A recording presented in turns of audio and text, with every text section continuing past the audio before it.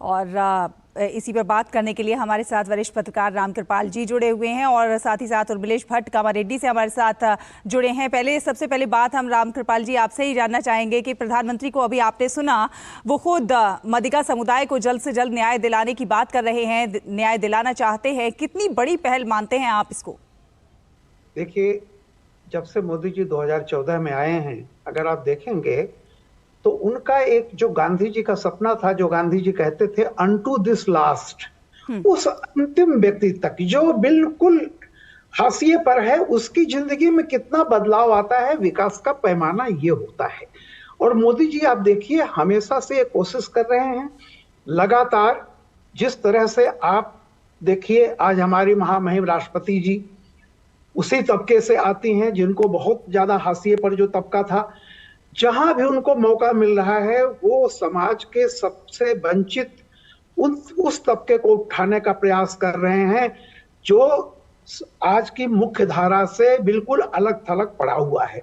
इसी में तेलंगाना और आंध्र मदिगा समुदाय जो है, ये बहुत दिनों से इसकी लड़ाई चल रही है कि उसकी तरफ भी ध्यान दिया जाए, उसे समाज विकास की मुख्य धारा में लाया जाए, उससे लाभ से उसको वंचित न किया जाए। जैसा मोदी जी उल्लेख कर रहे थे, मामला कोर्ट में भी है और सरकार उसमें पूरी कोशिश कर रही है कि उनको आरक्षण देने के लिए जो भी उनका उचित है, ड्यू है, वो उनको मिलने के लिए।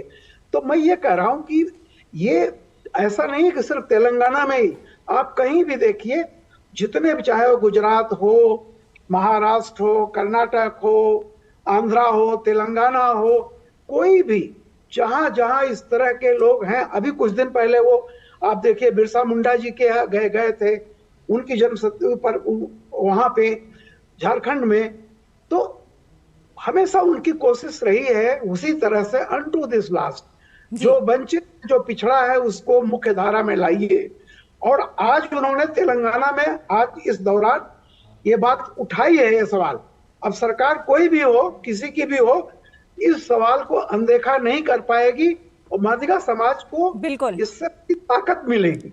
जी बिल्कुल, वंचित और पिछड़ों को एक अलग दर्जा देने का, उनको समाज में उचित स्थान दिलाने के जो प्रयास हैं प्रधानमंत्री नरेंद्र मोदी के, वो सभी को पता है और उस पर उसको लोग एडमायर भी करते हैं। हमारे संवाददाता उर्मिलेश भट्ट भी हमारे साथ जुड़े हुए हैं कामारेड्डी से। उर्मिलेश, प्रधानमंत्री नरेंद्र मोदी के आज जो जनसभा थी, एक मतलब कह सकते हैं कि विशाल जन सैलाब उमड़ा हुआ था।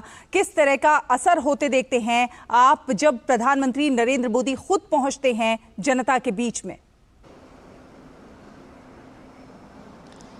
जी सैला, बिल्कुल, क्योंकि जैसे जैसे तेलंगाना की जो मतदान की तारीख है नज़दीक आ रही है, तमाम जो दल हैं उन दलों ने अपनी पूरी ताकत झोंक दी है और दलों के जो राष्ट्रीय स्टार प्रचारक हैं वो अब जो है तेलंगाना की धरती पर जो है अपनी सियासी जो पिच है उस पर खेल रहे हैं। निश्चित तौर से कहीं ना कहीं इस क्रम में आज जो है भारतीय जनता पार्टी की तरफ से जो मोर्चा संभाला है खुद प्रधानमंत्री ने संभाला है।